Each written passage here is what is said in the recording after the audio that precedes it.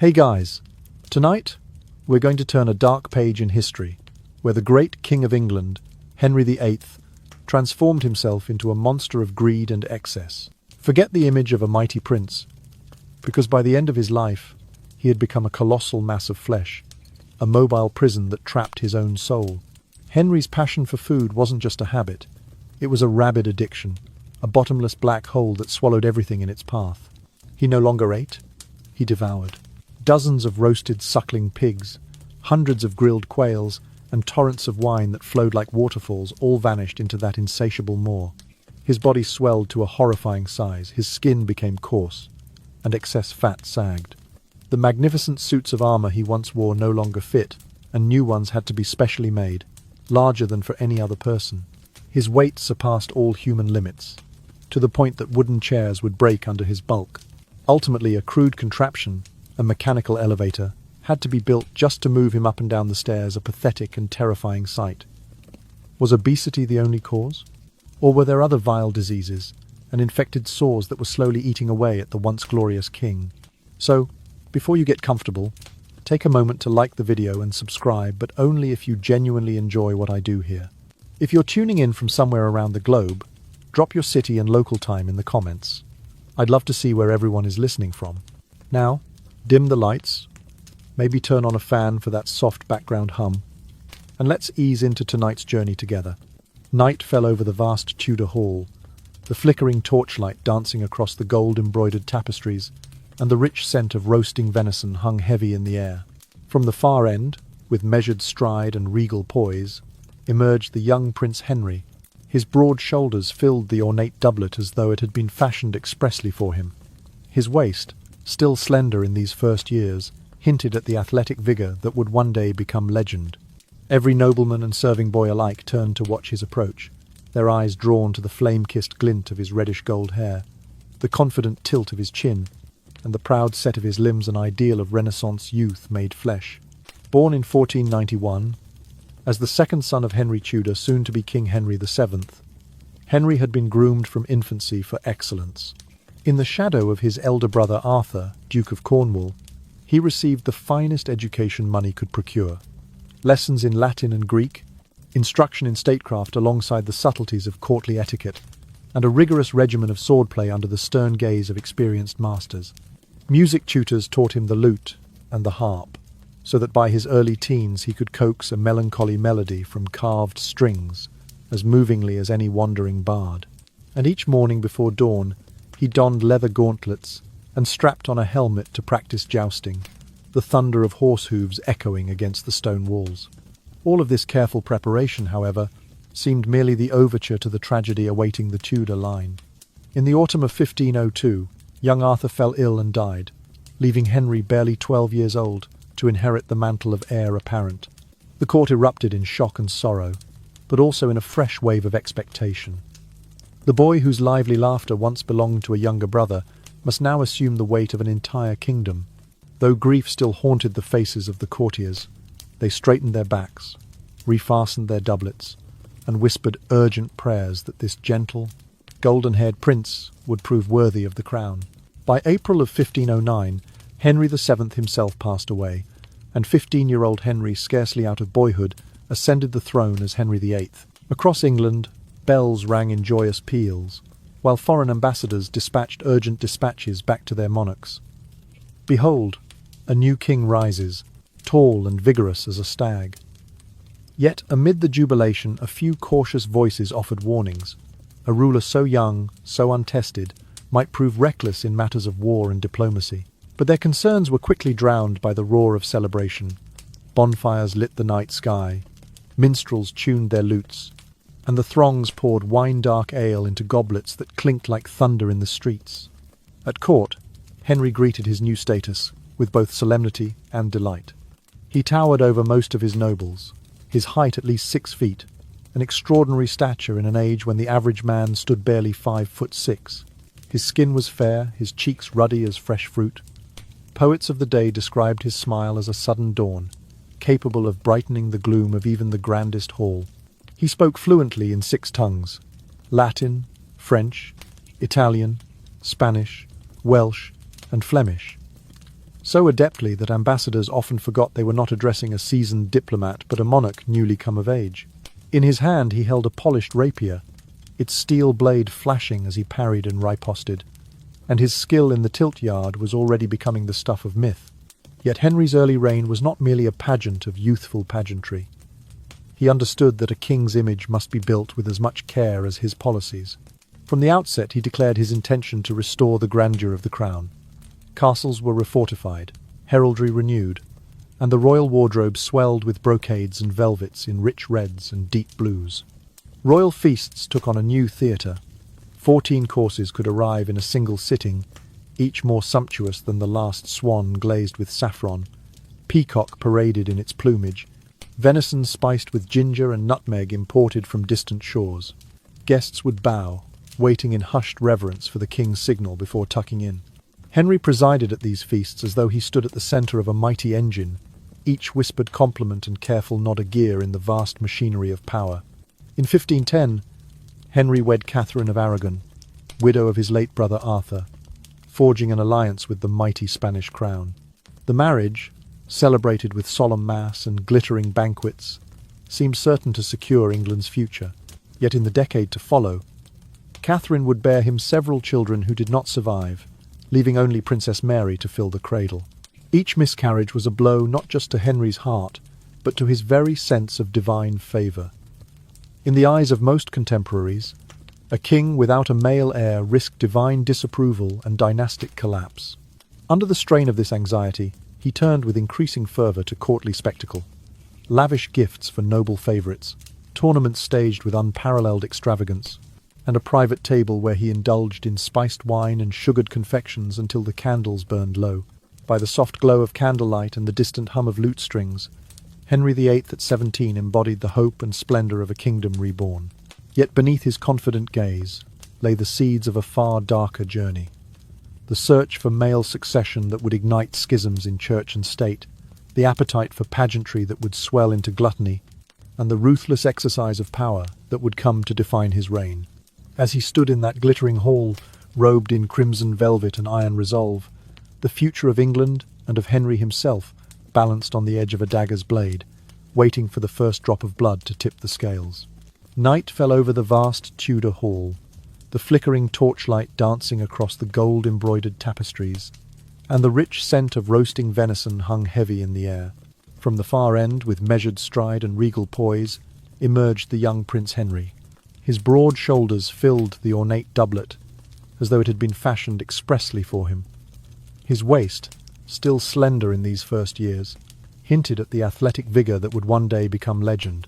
Every nobleman and serving boy alike turned to watch his approach, their eyes drawn to the flame-kissed glint of his reddish-gold hair, the confident tilt of his chin, and the proud set of his limbs, an ideal of Renaissance youth made flesh. Born in 1491, as the second son of Henry Tudor, soon to be King Henry VII, Henry had been groomed from infancy for excellence. In the shadow of his elder brother Arthur, Duke of Cornwall, he received the finest education money could procure. Lessons in Latin and Greek, instruction in statecraft alongside the subtleties of courtly etiquette, and a rigorous regimen of swordplay under the stern gaze of experienced masters. Music tutors taught him the lute and the harp, so that by his early teens he could coax a melancholy melody from carved strings as movingly as any wandering bard. And each morning before dawn, he donned leather gauntlets and strapped on a helmet to practice jousting, the thunder of horse hooves echoing against the stone walls. All of this careful preparation, however, seemed merely the overture to the tragedy awaiting the Tudor line. In the autumn of 1502, young Arthur fell ill and died, leaving Henry barely 12 years old to inherit the mantle of heir apparent. The court erupted in shock and sorrow, but also in a fresh wave of expectation. The boy whose lively laughter once belonged to a younger brother must now assume the weight of an entire kingdom. Though grief still haunted the faces of the courtiers, they straightened their backs, refastened their doublets, and whispered urgent prayers that this gentle, golden-haired prince would prove worthy of the crown. By April of 1509, Henry VII himself passed away, and 15-year-old Henry, scarcely out of boyhood, ascended the throne as Henry VIII. Across England, bells rang in joyous peals. while foreign ambassadors dispatched urgent dispatches back to their monarchs. Behold, a new king rises, tall and vigorous as a stag. Yet amid the jubilation, a few cautious voices offered warnings. A ruler so young, so untested, might prove reckless in matters of war and diplomacy. But their concerns were quickly drowned by the roar of celebration. Bonfires lit the night sky, minstrels tuned their lutes, and the throngs poured wine-dark ale into goblets that clinked like thunder in the streets. At court, Henry greeted his new status with both solemnity and delight. He towered over most of his nobles, his height at least 6 feet, an extraordinary stature in an age when the average man stood barely 5'6". His skin was fair, his cheeks ruddy as fresh fruit. Poets of the day described his smile as a sudden dawn, capable of brightening the gloom of even the grandest hall. He spoke fluently in 6 tongues: Latin, French, Italian, Spanish, Welsh, and Flemish, so adeptly that ambassadors often forgot they were not addressing a seasoned diplomat but a monarch newly come of age. In his hand he held a polished rapier, its steel blade flashing as he parried and riposted, and his skill in the tilt-yard was already becoming the stuff of myth. Yet Henry's early reign was not merely a pageant of youthful pageantry. He understood that a king's image must be built with as much care as his policies. From the outset he declared his intention to restore the grandeur of the crown. Castles were refortified, heraldry renewed, and the royal wardrobe swelled with brocades and velvets in rich reds and deep blues. Royal feasts took on a new theatre. 14 courses could arrive in a single sitting, each more sumptuous than the last swan glazed with saffron, peacock paraded in its plumage, venison spiced with ginger and nutmeg imported from distant shores. Guests would bow, waiting in hushed reverence for the king's signal before tucking in. Henry presided at these feasts, as though he stood at the centre of a mighty engine. Each whispered compliment and careful nod a gear in the vast machinery of power. In 1510, Henry wed Catherine of Aragon, widow of his late brother Arthur, forging an alliance with the mighty Spanish crown. The marriage, celebrated with solemn mass and glittering banquets, seemed certain to secure England's future. Yet in the decade to follow, Catherine would bear him several children who did not survive, leaving only Princess Mary to fill the cradle. Each miscarriage was a blow not just to Henry's heart, but to his very sense of divine favour. In the eyes of most contemporaries, a king without a male heir risked divine disapproval and dynastic collapse. Under the strain of this anxiety, he turned with increasing fervour to courtly spectacle. Lavish gifts for noble favourites, tournaments staged with unparalleled extravagance, and a private table where he indulged in spiced wine and sugared confections until the candles burned low. By the soft glow of candlelight and the distant hum of lute strings, Henry VIII at 17 embodied the hope and splendour of a kingdom reborn. Yet beneath his confident gaze lay the seeds of a far darker journey. The search for male succession that would ignite schisms in church and state, the appetite for pageantry that would swell into gluttony, and the ruthless exercise of power that would come to define his reign. As he stood in that glittering hall, robed in crimson velvet and iron resolve, the future of England and of Henry himself balanced on the edge of a dagger's blade, waiting for the first drop of blood to tip the scales. Time slipped by like smoke curling from a dying torch, and Henry VIII entered the fullness of his reign, a sovereign whose ambitions stretched far beyond England's rolling hills. No longer content with mere victory in battle, he grasped at power through marriage alliances that rippled across Europe like tidal waves. He compelled the Spanish court to renew their bonds by arranging for his daughter Mary to wed the future Emperor Charles V, binding England to one of the continent's greatest dynasties. He then opened delicate negotiations with France, dispatching emissaries laden with emerald-encrusted goblets and bolts of scarlet cloth, until whispers in the French court spoke of an English golden tide, rising ever stronger. Yet the most dramatic of these unions was the rupture of his own marriage to Catherine of Aragon. After 20 years of devotion, Catherine's failure to produce a living son provided Henry the pretext he sought. He petitioned Pope Clement for an annulment, arguing that marrying his brother's widow violated divine law. When Clement hesitated, torn between Henry's demands and the political clout of Catherine's nephew Charles, Henry did not waver. He declared Rome's decrees void in England, summoning Parliament to an extraordinary session that severed the realm from papal authority and elevated the king to the supreme head of the Church of England. In that colossal act of defiance, Anglicanism was born a national church under Henry's dominion, independent of the Vatican's chains. Amid this upheaval, the Tudor court reached new pinnacles of grandeur. Whitehall and Hampton Court, once modest manors, blossomed into palatial wonders. Brick facades of warm red, punctuated by stone quoins, rose 3 stories high, their roofs sheathed in glazed tiles that caught the sunday. Within, halls stretched out in endless procession, each panelled in oak, carved with heraldic beasts and vaulted with hammer-beam trusses, so high they seemed to touch the midsummer sky. Gardens were laid in precise geometries. Gravel paths, bisected parterres of emerald box hedges, and beds of tulips imported from the Low Countries. Fountains gurgled, hidden channels pumping water to sea-level jets that startled swans into startled flight. Under Henry's patronage, the arts flourished. Sculptors from Florence hewed marble busts capturing every nuance of the king's aquiline profile and square jaw.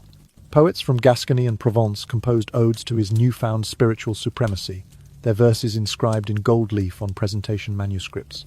Musicians from Venice taught English composers to blend complex counterpoints with native ballad forms, giving rise to laments and madrigals that echoed softly through candlelit galleries. A generation of Tudor artists grew up believing that England was home to the very heart of Renaissance creativity, and few disagreed. Yet no matter how resplendent the court, Henry's own body grew ever more dilated by opulence. The sumptuous banquets he once relished, 14 courses rich with roasted swans, spiced venison, and sugared desserts, now overwhelmed him. The doublets that had draped his torso like a second skin had to be let out seam by seam. Waistcoats grew panels so large they resembled sails. When he jousted with foreign dignitaries, he sat his steed gamely, but the tilt yard had long since lost its winning edge, now a ritual display rather than a contest of skill. Even courtly dances were reduced to stately promenades, for each turn and bow tested the limits of his stamina. Still, he maintained appearances. Each morning he donned his glittering armour, polished to a mirror sheen, and reviewed the guards on Whitehall Avenue, tossing his head and nodding with the air of conquest. Meanwhile, his desire for a male heir and unchallenged authority drove him to reshape the realm's legal framework. He broadened the remit of the Star Chamber, sending political rivals to its secretive sessions where verdicts were swift and punishments ruthless. He turned his ire on Sir Thomas More, former Lord Chancellor, imprisoned for refusing to concede the king's primacy over church matters, then executed him with a single stroke at the Tower's scaffold. Thomas Cromwell, the architect of the Reformation, rose to commanding heights until another ill-fated match raised Henry's displeasure, and Cromwell fell from grace like Icarus, his head rolling into the blood-stained sand. Even Thomas Cranmer, the archbishop who had crowned Henry and sanctioned his ecclesiastical supremacy, found himself under shadow until his final days. Through these convulsions, Henry bound together the spiritual and the temporal in a single imperial person. He became both monarch and archbishop, lawgiver and high priest, wielding an authority that seemed almost sacrosanct. Yet with each legal innovation, each fiery sermon exalting his divine prerogative, his own vitality ebbed further away. He consumed vast quantities of food in pompous ceremonies. Courses arrived on silver platters, carried by gloved attendants who announced each dish in sonorous tones, yet his appetite did not translate into vigour. His collar rose higher around his throat, his belly bulged over the waistband of his silk breeches, and his ruby signet ring narrowed until it cut into his flesh. In the torchlit corridors of Whitehall, courtiers began to whisper that the king's waist had expanded beyond all precedent. He was the fat king of Tudor feasts, a monarch whose greed for power had echoed his hunger at table. Stripped of the youthful grace that once inspired poets, Henry's figure grew rounder, softer yet no less imposing, for he had mastered the art of sovereign spectacle. Even as infirmity stiffened his joints and breath caught in his chest, he continued the rituals of state, opening embassies, issuing writs, presiding over councils from an ornate velvet throne. He might have been a colossus carved from marble, but beneath the facade beat a heart beleaguered by ambition and a body undone by its own excess. Thus did Henry VIII's reign exemplify the paradox of power. The more he stretched his reach across Europe through treaties, marriages, and church reforms, the more his physical frame contracted under the weight of his own grandeur. In that fragile intersection of glory and decay, he became legend and cautionary tale alike. A monarch who shaped nations and faiths, yet found himself consumed by the very realm he sought to command. In the early 1530s, even as Henry VIII's political and romantic exploits filled the corridors of every court in Europe, he began to sense that his body would no longer respond with the effortless vigour of youth.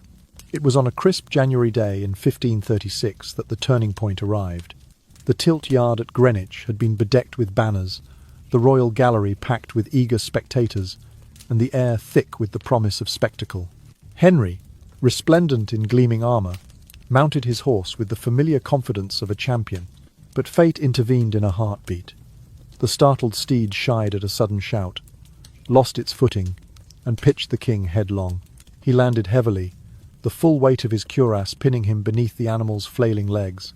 Though he lived through the accident, the impact ruptured tissues and blood vessels in his hip, setting off a cascade of injuries, internal bleeding, a slowly deepening ulcer, and an infection that would gnaw at his pelvis for the rest of his days. In the weeks that followed, Henry discovered that his resilience was no match for this new torment. Where once he might have shrugged off bruises like a farmer would flick away chaff, now each heartbeat sent fresh waves of agony through his hip joint. The stench of unhealed flesh mingled with the sweet incense of court chapels, a private horror hidden beneath the velvet splendour of Whitehall. His physicians attempted a variety of treatments: draughts of red wine, warmed with thyme, poultices of honey and lily root, leeches applied to the swollen area, but none could stem the infection or fully restore the shattered tissues. With each passing day, the injury calcified into chronic misery. Every step languished in pain, and the king who had once ridden with the wind now required assistance merely to stand. To conceal this decline, the Tudor court unveiled a suite of ingenious contrivances that would soon become whispered legend. Foremost among these was the mechanical stairlift, a system of hidden pulleys and counterweights ingeniously woven into the very fabric of the palace. When Henry needed to ascend to his private apartments, he would be seated upon a carved oak chair, its upholstery a careful match to the surrounding tapestries, and gently hoisted by court attendants operating cranks concealed behind louvered panels. The device emitted a slow, teasing creak as it rose, yet succeeded in sparing the king from each torturous step.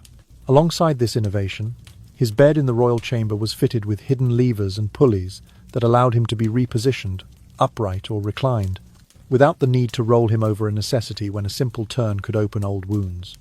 And in his private antechamber stood a soft-topped walking cane of polished ebony, hollowed and balanced to bear most of his weight, yet designed to resemble the ornamental staves carried by visiting dignitaries. Thus did the court's ingenuity protect his dignity, even as his body frayed, a triumph of Tudor cunning over the indignities of disease. At the same time, the maze of the king's personal life grew ever more tangled. Anne Boleyn, whose sharp wit had once captivated Henry's heart, fell from favour amid accusations of infidelity and treason. In May of 1536, she was arrested, tried, and executed, her death marking a bitter chapter in the royal annals. The king then married Jane Seymour, whose gentle disposition earned him a son, the future Edward. But joy was fleeting. Jane succumbed to childbirth complications in 1637, her passing leaving Henry a widower once more. He took a Scottish princess, Anne of Cleves, but found her lacking in charm and annulled the marriage in weeks.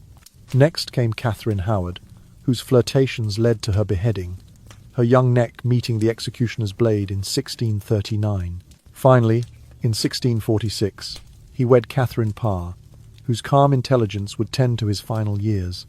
But by then the pattern of political marriages had sown more tragedy than alliance. Each union reshaped the fabric of court loyalty, costing noble lives and fracturing once solid alliances. Throughout these personal storms, Henry's physical condition continued its inexorable decline.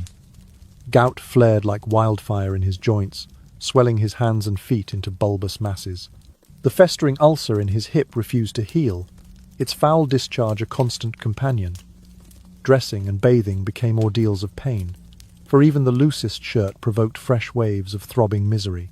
Culinary delights that once kindled his appetite now lay cold upon his plate. Even so, the ritual of royal feasting persisted. Dishes paraded in procession, each introduced with solemn announcement. Next, a quail glazed with datils.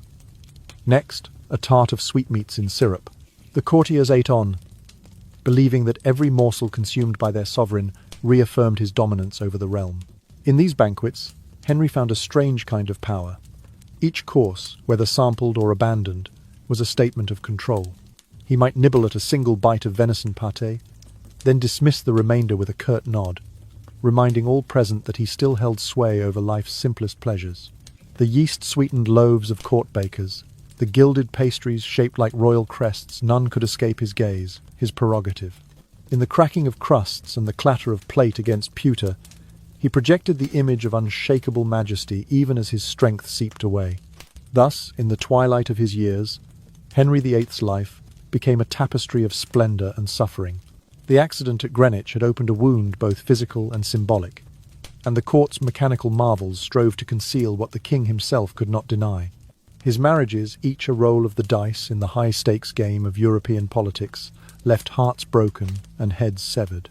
And through it all, the regal ceremonies, the 14-course feasts, the choral anthems, and whispered prayers offered but a thin veneer over the truth. A monarch once radiant, now constrained by the very innovations he inspired. In that soft, lamplit hush of Whitehall's corridors, the echoes of his glory intertwined with the groans of his pain, weaving the final, tragic stanza of a reign unparalleled in its ambition and undone by the frailty of mortal flesh. From the late 1530s onward, the wound Henry VIII suffered at Greenwich, coupled with the inexorable march of years, robbed him of nearly all mobility. Where once he strode through palace corridors with a warrior's confidence, now he required the gentle support of his valet and a Tudor wheelchair, its wooden wheels groaning on the marble floors. It took 3 or 4 attendants to assist him with every movement, one to lift his bulk into the carved chair, another to steady his trembling arms, a third to turn the crank that propelled him, and sometimes a fourth to clear the path of onlookers. Courtly banquets, however, continued unabated. Long tables still groaned under 14 courses of gilded swan, spiced venison, and sugared confections, but Henry no longer rose to greet each dish. Instead, he sat at the head of the table, draped in crimson velvet and ermine, patiently letting each plate be brought to his side. A cupbearer would first present a thimble-sized sip of wine, held at mouth level for a taste before the rest was poured out for others. A master of ceremony oversaw the slicing of roast meats into bite-sized morsels, ensuring that Henry need not strain or wield a knife. For the king, eating became a slow ritual. A forkful of rich pie here, a spoonful of custard there, each measured by the ticking of distant clocks and the low murmur of court gossip. Though his flesh grew weak, Henry's political will remained unwavering. With a voice still sharp despite the rasp of gout and the laboured breath of age, he issued commands like a seasoned general. Sentences were clipped. Send for Cromwell at once. Seize estates of those who dissent. Proclaim this law across the shires. His courtiers flinched at the echo of his tone, for beneath the regal robes lay the iron nerve of a king who refused to cede authority. Rewards were granted swiftly to those who complied, punishments meted out with equal speed, imprisonments ordered, titles stripped, property forfeit such that the mere whisper of Henry's displeasure kept even the boldest nobles in line. It was during these final years that Henry's psychology merged shame over his infirm body with an insatiable hunger for power. Though obesity and illness rendered him nearly immobile, the paradox of the undefeated giant was woven into his image. Hans Holbein's portrait of 1537 captured him in a defiant stance, hands on hips, chest thrust forward, gaze unyielding despite the fact that the real Henry could not stand unassisted. Copies of this painting hung in every royal residence and embassy, proclaiming an illusion of strength that belied his frailty. This was the genius of Tudor art. To bolster the monarch's mystique, transforming the king's corporeal decline into a political asset. Meanwhile, Henry doubled down on legislative reforms that would endure long after his passing. He pressed an act through Parliament, reaffirming the independence of the Church of England, ensuring no future pontiff could wield authority within his realm. He oversaw the demolition of once proud monasteries, inventorying their lands and treasures for the crown, and rechartering their patronage to bolster the royal coffers. In restructuring the realm's finances, he laid the groundwork for what would become the Royal Navy. Dockyards were expanded at Portsmouth and Plymouth, shipwrights granted exclusive rights, and a standing fleet began to patrol the Channel under the Tudor banner. Back in Westminster Hall, the legal code became more exacting. Officials were vetted for loyalty, minor gentry summoned to attest that no peasant dared to flout royal writ. The Star Chamber prosecuted conspirators and hoarders with unerring zeal, issuing fines and forfeitures that filled the treasury. Thus, England's governance grew both centralised and efficient, though some later whispered that it had sacrificed the liberties once enjoyed by free-born men. Amid these grand reforms, Henry's personal life sank ever deeper into the whirlpool of sickness and despair. Catherine Parr, his sixth and final queen, emerged as the sole, constant companion. She read to him at dawn passages of scripture and psalm and consolation, her voice, a soft counterpoint to the king's laboured breathing.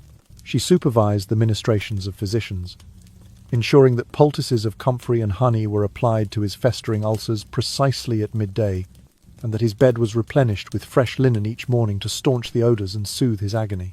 Their relationship was no longer that of ardent lovers, but of patient and caretaker.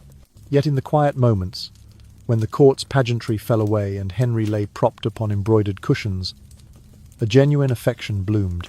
Catherine's crisp hand would brush back his thinning hair, and Henry, with eyes dimmed by infection and age, would murmur a blessing upon her. In this fragile intimacy, he tasted comfort that no feast or edict could provide. She was the gentle anchor in his storm of decline, the final note of calm before the curtain fell on his extraordinary reign. And so did Henry VIII, once the shining emblem of Tudor might, spend his final years largely confined to a wheeled throne, his decrees carried out by men who trembled at his voice, his image immortalized in guarded portraiture, and his body tended by the grace of a queen whose name would ripple through history as his solace and his chronicler. As the 1540s dawned, Henry VIII's body became a landscape of unending agony. The ravages of gout and chronic ulcers left his limbs swollen, festering wounds, oozing dark fluids that could no longer be concealed by even the finest linen bandages.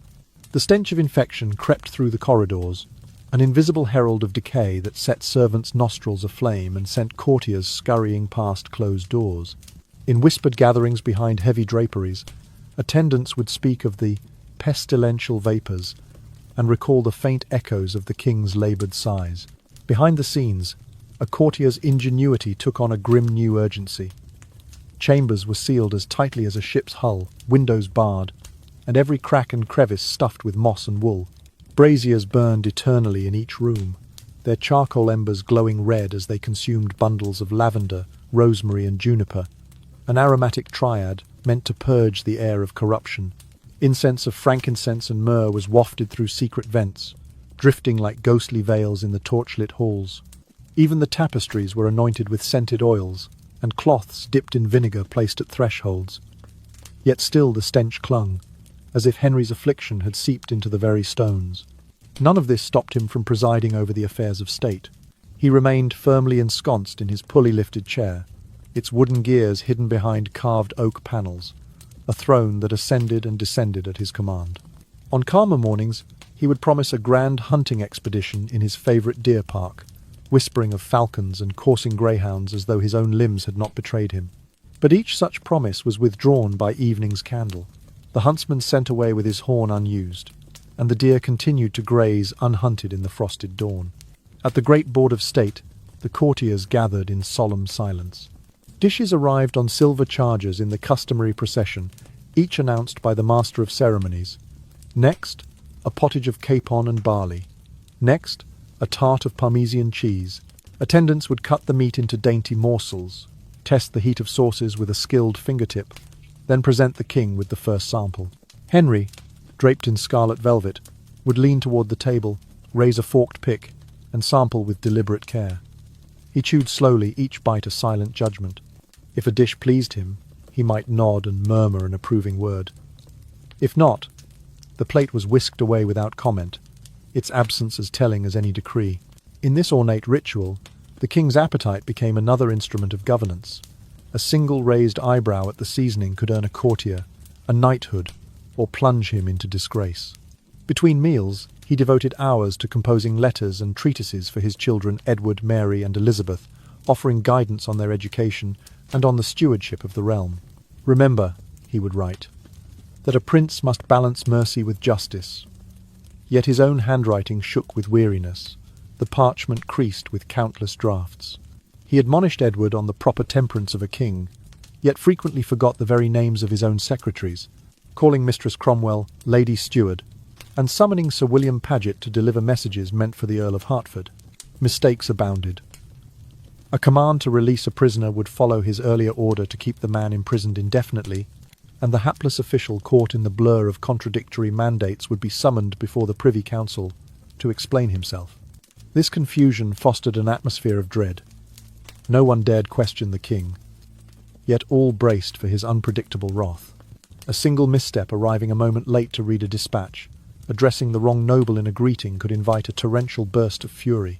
Henry's voice, once sonorous and commanding, now cracked with fatigue as he hurled accusations of betrayal and disloyalty. Those who stood in his presence found themselves shrinking beneath his glare, uncertain whether to kneel, bow, or simply remain still. Even in these final years, his hunger for power burned unabated. He pressed his last acts of Parliament to reinforce the king's supremacy over the church and state alike, stamping royal authority onto every corner of the kingdom. Yet each new edict felt inextricably bound to the lament of his failing flesh. The same hands that signed laws banning foreign interference in English affairs trembled as they held quill and ink.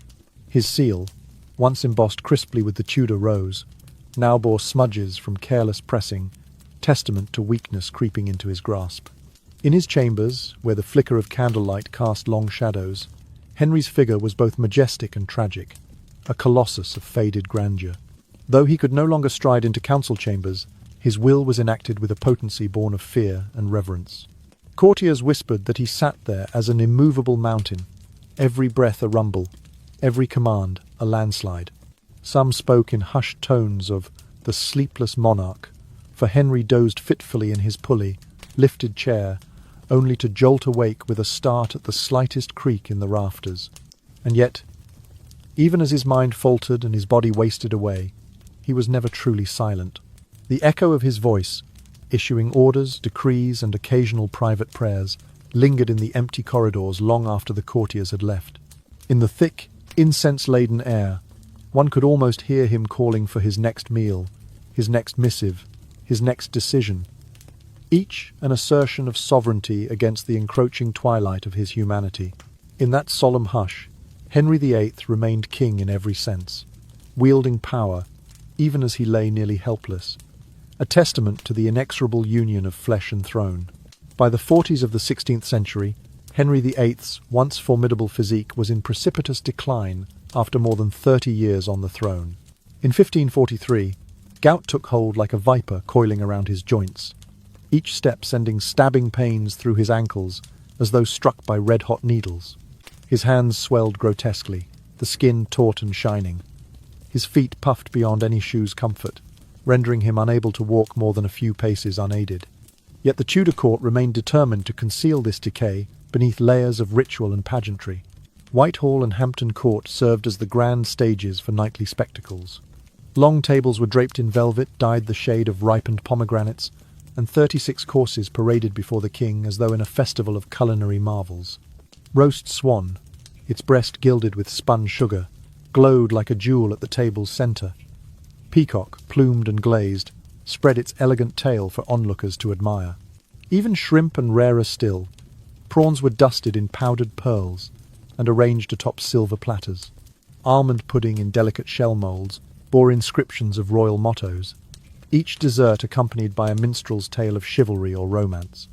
Despite the lavish bounty, Henry's participation had dwindled to a solemn ceremony of acceptance. His food was prepared with exacting care, each morsel cut into tiny squares, left to cool to room temperature, then tested at the tip of a silver fork before being offered to his lips. A single bite would follow strict protocol. He raised the fork with measured grace, placed it gently at the corner of his mouth, and tasted quietly, mindful that any abrupt chew might aggravate an ulcer in his gums. Should the flavour please him, he slightly nodded. Should it fail to meet his exacting standard, The plate was discreetly whisked away and never mentioned again. Beyond the main banquet halls, royal apartments were fitted with ingenious contrivances to support his failing strength. A network of pulleys hidden within tapestry-lined walls lifted him gently from one floor to the next, the so-called Tudor stairlift humming with each upward climb. The device's wooden wheels creaked like slumbering giants as it carried the king through corridors adorned with family crests. Hydraulic-style levers beneath his throne adjusted his posture with a single tug, allowing him to recline without moving a muscle. These innovations, though born of necessity, were cloaked in secrecy, designed to honour the monarch's dignity even as his body betrayed him. Meanwhile, Henry's grasp on power showed no sign of slackening. He issued proclamations at breakneck speed. Loyal bishops were appointed in a single breath, and vast monastic lands were seized to finance his ever-expanding navy and centralised bureaucracy. Under his watchful eye, hundreds of new warships were commissioned, their hulls built to cut through English Channel waves like leviathans. These investments in maritime strength laid the cornerstone for what would become a global naval empire. Yet for all these accomplishments, the burden of taxation crushed the peasantry of Ireland and Scotland. Any hint of rebellion was crushed with force, and small uprisings were quelled with brutal expeditions led by Henry's most trusted captains. In matters of health, the king transformed into the ultimate royal patient. Physicians from Venice, Italy and England crowded his chambers, each bearing a compendium of treatments.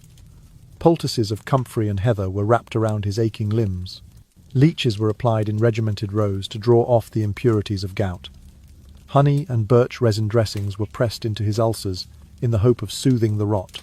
Yet each intervention seemed only to exacerbate his suffering, the once ambrosial remedies turning acrid against flesh ravaged by chronic infection. When night fell and the court retired, Henry often drifted into troubled slumber induced by opium-spiked wine and powdered pearls dissolved in distilled spring water.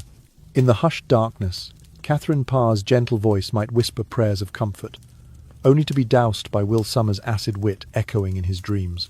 A sudden jest or sharp laugh would jerk him awake, his brittle bones rattling in the pillow as the shadows on the walls stretched and recoiled like silent spectators to his torment.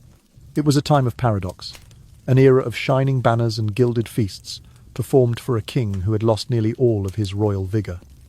The Tudor court pressed on, upholding traditions of opulence and ceremony, as though they could stave off the encroaching reality of mortality.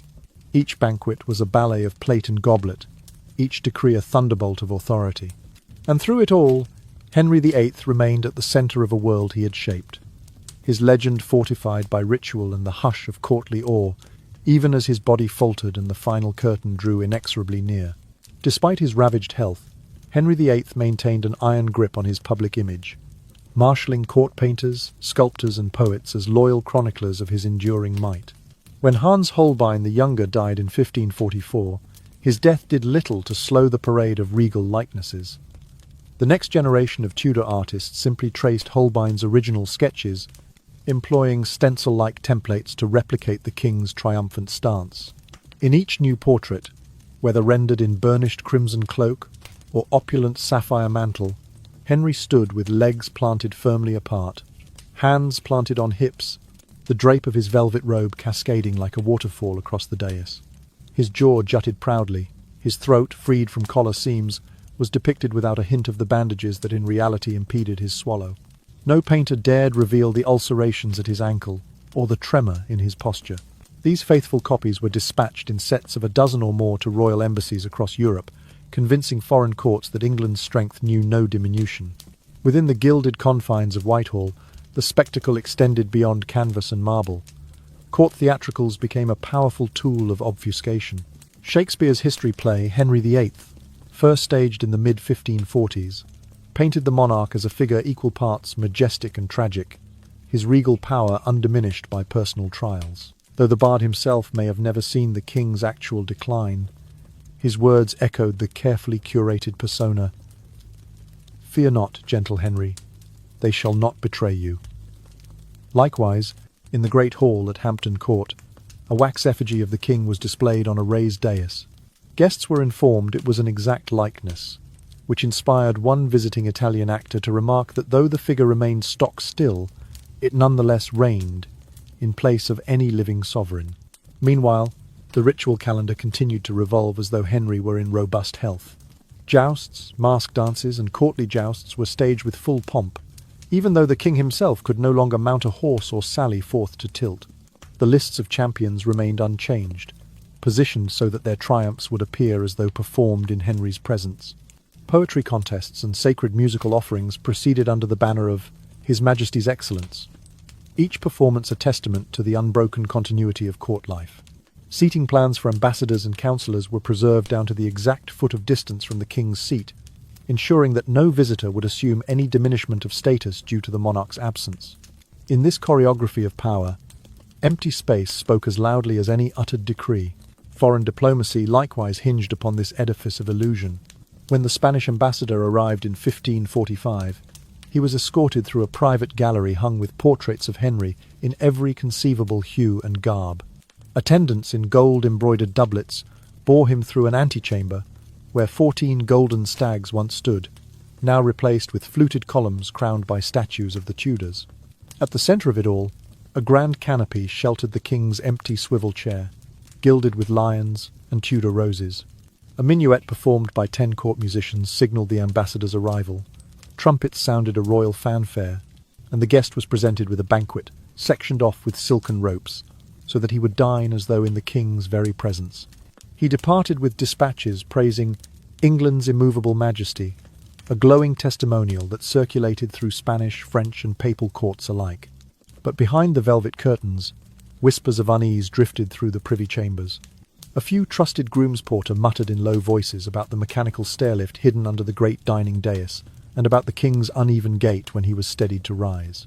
Others confessed to fearing any misstep. No one who crosses him, they said, lives to regret it. Each hush carried weight. To dissent was to flirt with danger, for the king's justice remained swift and absolute, even if delivered from a semi-reclined throne. The very courtiers who feasted on his bounty trembled at the thought of exposing the frailty that lay beneath the painted masks.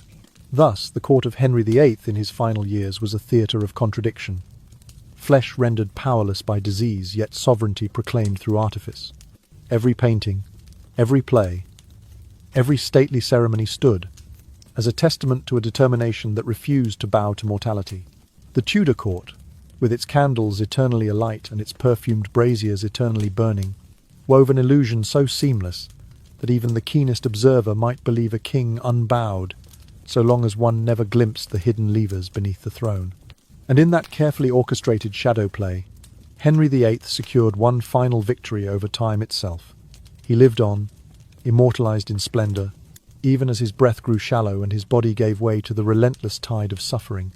By the end of 1545, Henry VIII had grown too frail even to speak at length. He lay upon a bed draped in Tudor brocade, limbs bound in linen bandages that stank of infection beneath the floral scents meant to mask the rot. A dozen candles flickered on gilded sconces, their honeyed glow softened by curls of juniper smoke. The air was thick with attempts at concealment. Bundles of rosemary and lavender pressed into tapestries, small braziers stoked with pine and myrrh in one corner, and every shutter closed tight against the chill breeze that might carry odours of decay. At his side sat Catherine Parr, her voice low and gentle as she read from the Psalms. Each verse drifted through the chamber in slow, hushed tones, a lullaby of faith for a man who could no longer find rest. Occasionally she paused to wipe the sheen of sweat from Henry's brow, her damp kerchief pressed lightly against his temple. A drop of candle wax, softened by heat, glimmered on his cheek until she caught it with a white lace handkerchief. The royal physicians moved in and out like anxious shadows. They carried small vials of birch resin, vessels of honey-infused elixirs, and flasks of newly introduced pain medicine. Each remedy was delivered with solemn ceremony. A spoonful of bitter tincture pressed between his lips, a sticky poultice laid on his thigh. Yet each intervention seemed only to deepen his stupor, his breaths growing longer and his eyelids heavier. The honeyed draughts that once soothed his gouted joints now left him listless, adrift between fevered dreams and waking hallucinations. By the 27th of January 1547, Henry had slipped into a profound coma. Courtiers were summoned at once to the royal chamber, their whispered footsteps echoing down candlelit corridors. Lords and bishops gathered in tense silence. glancing toward the curtained door as though expecting the king to rise mid-prayer. Outside the chamber, the hush was absolute.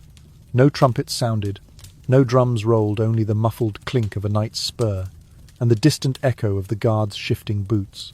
Will Somers, the court jester whose antics once brought laughter even to the sternest council, stood off to the side. His motley had been pressed, and his bells silenced. He no longer spun tales of folly. Instead, he removed one white glove, draped it across the back of an empty chair, and muttered with a grim wink, "Not even your sugared comfits can save you now, sire." His words, half jest and half lament, drifted through the room like a sigh. No one laughed. That night, in a rare flicker of awareness, Henry's eyelids fluttered open. His breath came in shallow gasps as he turned his gaze toward Catherine. His voice, cracked by pain and disuse, whispered the words that bridged the great gulf between monarch and man. "I built this realm, now I must depart." He pressed his hand against the silken counterpane as though to steady himself, then closed his eyes with a final, gentle sigh. When morning broke on the 28th of January, the court waited with bated breath. The chamber doors stood wide to admit the pale grey light, but no breath stirred within. In the hush, only the faint rattling of a servant's chainmail broke the stillness. Then, at dawn, the king exhaled his last. His spirit drifted out amidst the mingled scents of mint and beeswax, leaving behind a body at rest on its Tudor-gilded bier. No bells tolled in proclamation, no trumpeters sounded a last salute. Instead, a single set of Westminster church bells chimed the hour, their sonorous peals echoing through London's fog. Within the palace, the courtiers bowed their heads and intoned in unison. "It is done." The phrase rang out, solemn and concise, as though carved into the very stones of Whitehall. Thus ended the reign of Henry VIII, a monarch whose life had been a tapestry of brilliance and suffering. Henry VIII's passing left behind a legacy as tangled as the tapestries that adorned his palaces. Perhaps his greatest and most contentious inheritance was the severing of the English Church from Rome. By casting off papal authority, he set the stage for an independent Anglican communion, a rupture that reverberated across Christendom. Catholic Europe watched with alarm as England declared itself spiritually self-governing, its monarch at the head of a national church. This bold break catalyzed the broader Reformation, each ripple widening fault lines between princes and pontiffs. Equally transformative was Henry's investment in a permanent navy. Ships built in Portsmouth and Plymouth, once mere coastal defenders, swelled into a formidable fleet. By the time he drew his final breath, hundreds of vessels, carracks, and galleons alike patrolled the Channel and beyond. This maritime armada became the bedrock of England's future seaborne empire, enabling ventures into the New World and the assertion of naval supremacy that would flourish under subsequent reigns. In the rolling grey mists of the Channel, Henry's ships stood as silent testament to a kingdom newly confident on water. On the administrative front, the Tudors cemented a more centralised legal framework. The Star Chamber, once an ad hoc tribunal, gained permanent authority to oversee nobles and commoners alike. Royal decrees bypassed local courts, aligning justice with the monarch's will. The resulting bureaucracy, clerks, scribes, and circuit judges extended the king's gaze into every shire and borough.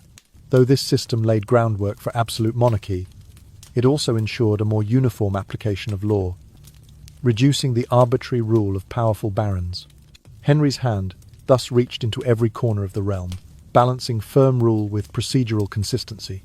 His three children, Edward, Mary, and Elizabeth, each inherited slices of this complex inheritance. Edward VI, delicate and devout, took the throne at 9, championing the Protestant reforms his father had begun, but refining them with a zeal that unsettled many. Upon Edward's death at 15, Mary I ascended, restoring papal allegiance with fierce determination, persecuting dissenters until she earned the sobriquet Bloody Mary. Finally, Elizabeth I mounted the throne at 25, weaving a via media between faiths. Her Elizabethan settlement solidified Anglicanism, while tolerating certain Catholic rites, fostering a period of cultural flowering and relative stability. Architecturally, the Tudor imprint endures. Hampton Court, with its half-timbered facades and red brick, remains an exemplar of early 16th century grandeur. Its long gallery stretches like an echo of royal promenades, windows framing gardens once tended by Henry's gardeners. Greenwich's palace, though largely rebuilt, still hints at his vision: rusticated stone, steep roofs, and castled battlements that crowned the riverbank. These structures stand in quiet testimony to a monarch who believed that stone and timber could proclaim his power long after his flesh failed. In painting, the Holbein style lingered. Even after his death, court portraitists leaned heavily on Holbein's templates. The broad stance, the wind-swept cloak, the unblinking stare. These likenesses, repeated in galleries from Madrid to Warsaw, perpetuated the notion of a king, unmoved by time or infirmity. Holbein's influence seeped into every royal commission, smoothing wrinkles and erasing bandages, so that Henry lived on as an ageless emblem of Tudor dominance. The court's musical life, too, retained echoes of his reign. Lute songs by John Dowland and William Byrd, composed during the late Tudor era, carried the melancholy and majesty of a court that had known both triumph and tribulation. Masques and consort dances held in candlelit chambers revived melodies once performed in Henry's presence, their strings and voice inflections recalling a time when court musicians balanced festive exultation with undercurrents of unrest. Literature, finally, perpetuated his memory. Shakespeare's play Henry VIII, blending history and dramaturgy, cast the fattened monarch as both sovereign and sufferer. Actresses in bejeweled bodices and actors, propped by hidden braces, evoked his larger-than-life presence, even as the playwright hinted at the hidden stairlift and the court's desperate artifice.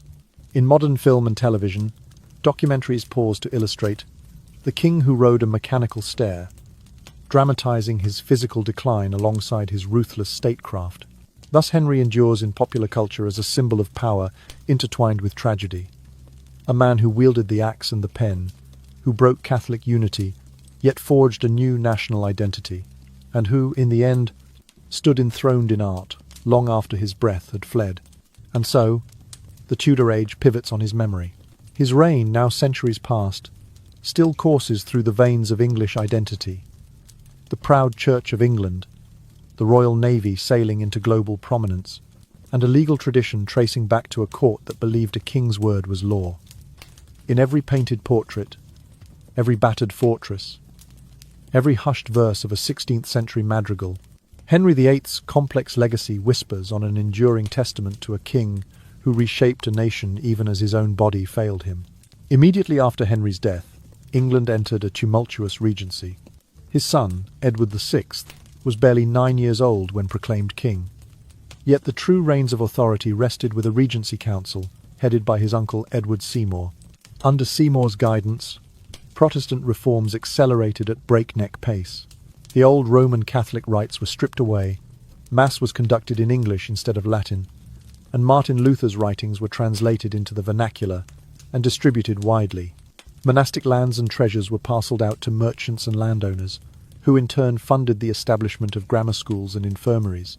This redistribution of wealth fostered a burgeoning middle class, laying economic foundations that would, 2 centuries later, power the Industrial Revolution. However, these extreme religious measures also sowed division. Devout Catholics were branded as rebels, and many priests and lay believers faced public execution. The harsh intolerance eroded the Regency Council's credibility, as once fearful subjects began to chafe under the new orthodoxy. When Edward himself died in 1553, the balance swiftly shifted. Edward Seymour fell from favour, and Mary Tudor, Henry's eldest surviving daughter, claimed the throne. A staunch Catholic, Mary reversed her brother's reforms entirely. She ordered English Protestant Bibles and liturgies burned, restored ties with Rome, and presided over the persecution of her former Protestant subjects. Nearly 300 were burned at the stake in horrific spectacles that came to be known as Mary's Burning, earning her the grim epithet Bloody Mary. Though her reign was brief, it temporarily reasserted Catholic stability in church and state. When Elizabeth I ascended in 1558, she inherited a kingdom fractured by faith. Elizabeth, shrewd and politically adroit, pursued a middle way. She re-established the Church of England, but allowed room for personal conscience, neither forcing Roman rites nor endorsing Protestant extremism. In 1559, her parliament passed the Act of Supremacy and the Act of Uniformity, declaring the monarch as supreme governor of the church, while permitting certain Catholic traditions to persist so long as subjects swore allegiance to her as head of the church. This accommodation of divergent beliefs ended the religious bloodletting and ushered in the Elizabethan era, celebrated for its cultural flourishing and relative peace. Beyond matters of faith, Henry VIII's impact on the very structure of English government proved transformational. He dismantled the decentralized feudal order, replacing it with a highly centralized state apparatus. The dissolution of the monasteries enriched the crown's coffers, allowing for standardized taxation across the realm. The Star Chamber and Council of the North extended royal justice into every shire, reducing local magnates' power to dispense law. Henry's bold investment in shipbuilding gave birth to the Royal Navy, which evolved into a strategic force safeguarding England's shores and trade. These institutions he created uniform tax structures, expanded royal courts, and a permanent fleet served as the bedrock of a modern government. Subsequent monarchs may have shifted policy or nuance, but they all inherited an administrative machine far more cohesive than the patchwork of noble jurisdictions that had existed before Henry's reign. His legacy thus stands as a pivotal turning point, marking England's transformation from a medieval kingdom of competing lords into a centralized nation-state under a single sovereign. And so, as the candles flicker ever more softly and the echoes of Tudor footsteps fade into the hush of history, we draw gently toward the close of our tale. Imagine the corridors of Whitehall settling into a hushed lullaby, the tapestries swaying in a barely perceptible breeze, and the last strains of lute music dissipating like morning mist. In these quiet moments we find the true heart of our story, not simply in the thunder of armour or the clash of reform, but in the subtle lesson of endurance and transformation. Henry's life, with all its grandeur and pain, reminds us that even the mightiest among us must learn to adapt when the body grows weary, that the spirit can forge new paths when old certainties crumble, and that legacy is born not only in monuments of stone, but in the tender echoes of change that shape the world long after one's final breath. In this gentle reflection, we discover a value still precious and profound: the courage to face our own shifting seasons with dignity, to weave together hope and humility as the threads of a quieter victory. Now, let your mind's eye drift away from gilded courts and echoing halls, and allow the soft contours of the present moment to take their place. Feel the weight of the day lift from your shoulders, as if carried away on the gentle current of a slow-moving stream. In the stillness, you are free to breathe deeply, to savor each exhale as a whispered promise of peace, and each inhale as a tender caress of renewal. As the imagery of kings and kingdoms recedes, may you find comfort in the knowledge that every story, even one filled with splendor and sorrow, ultimately unfolds in the quiet spaces between heartbeats. And in those spaces, we rest, we grow, and we dream of what tomorrow might bring. Good night, dear listener. May your dreams be soft and full of gentle wonder, and may you awake renewed and ready to greet the new day. If you've enjoyed this journey through time, please subscribe to our channel so that, together, we can wander once more through history's grand tapestry, discovering the most beautiful and remarkable stories yet to be told. Sleep well, and until we meet again, whispers of tomorrow's tales will linger just a click away.